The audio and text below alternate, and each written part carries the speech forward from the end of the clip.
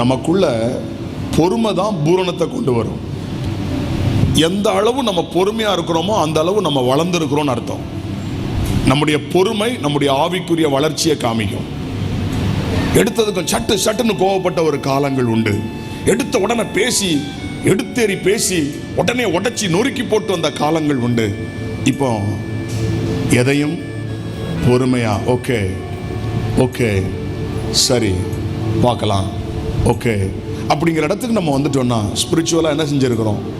நம்ம வளர்ந்துருக்கிறோம். நமக்குள்ள வளர்ச்சி வருது. ஒரு காலத்தில் பொறுமையே இல்லை, உடைச்சோம். கோபத்தில் தூக்கி உடைச்ச நாட்கள் உண்டு, கோபத்தில் தூக்கி எரிஞ்ச நாட்கள் உண்டு. ஆனால் இப்போ என்ன வந்துட்டு உபத்திரவம் பாடுகளை கர்த்தர் அனுமதித்து பொறுமையை உண்டாக்குவார். நமக்கு வரக்கூடிய நெருக்கங்கள் என்ன செய்யும்?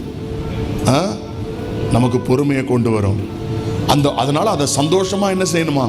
எனக்கு வரக்கூடிய பாடுகளை உபத்திரவத்தை நான் சந்தோஷமா என்னணுமா? அது எனக்கு நல்ல பொறுமையை கொண்டு வரும். பொறுமை தான் எனக்கு ஆசீர்வாதத்தை கொண்டு வரும். நான் இழந்ததை எனக்கு கொண்டு வரது எதுதான்? யோபுவின் பொறுமையை குறித்து நீங்கள் அறிந்திருக்கிறீர்களே, கர்த்தரின் செயலின் முடிவையும் கண்டிருக்கிறீர்களே. அப்போ அந்த பொறுமை தான் நமக்கு வர வேண்டியதை கொண்டு வரும். ஸ்தோத்திரம். பெருமை உள்ளவனை பார்க்கிலும் பொறுமை உள்ளவன் உத்தமன். உங்களுடைய ஸ்பிரிச்சுவல் மெச்சூரிட்டியை உங்க பொறுமையில பார்க்கலாம். உங்க பொறுமையில பார்க்கலாம். எந்த அளவு நீங்க பொறுமையா இருக்கிறீங்களோ அந்த அளவுக்கு ஆவியில் என்ன செஞ்சிருக்கிறீங்க? நீங்க வளர்ந்துருக்கிறீங்க. உங்களுக்குள்ள வளர்ச்சி